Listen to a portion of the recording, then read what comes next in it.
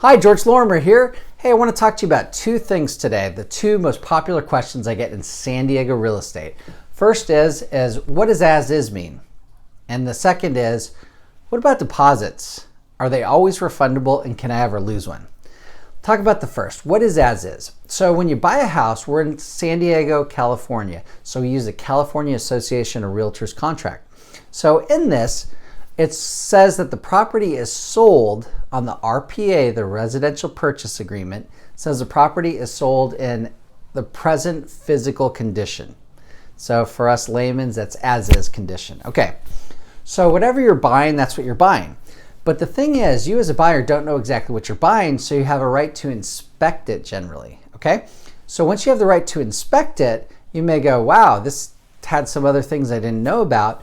So then that's at that point, you may request items to be repaired, or you may request some money to be credited or off of the price to account for these defects that you didn't really know. We call them material facts. Okay, so with that being said, the seller, this is what they do, is they can either say, yeah, that seems reasonable, I'll repair them, or I'll give you some credit, a dollar credit, or perhaps I'll drop the price, or maybe they just say, hey, a deal's a deal, it's as is, and you either take it the way we had it initially, even after the inspection, or not.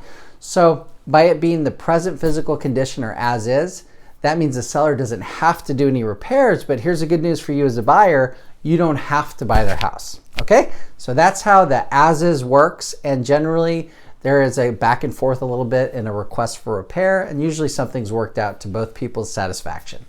Let's talk about the buyer's deposit and is it refundable or not. Here's a common scenario. So the buyer goes and does their home inspection, something happens, maybe they decide they don't want to buy the house anymore and they want to cancel. Well, at that point, the seller goes, well, they've wasted my time. Can I keep their deposit? Generally, no. Here's how the deposit works on our contract the bulk majority of the time. Now, this isn't legal advice, so talk to your lawyer about it in your specific scenario.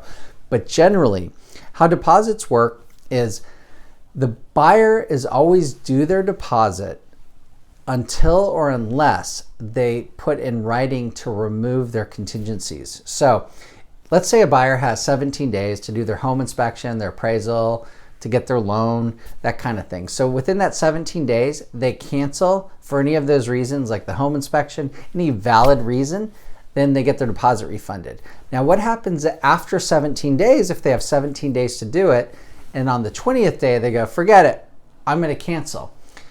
That's where sellers get really angry, and from the buyer's perspective, until or unless they've actually signed the contingency removal, their deposit remains refundable. It only becomes at risk or the possibility of it being non-refundable if they remove in writing that contingency or all contingencies and then they don't complete the sale.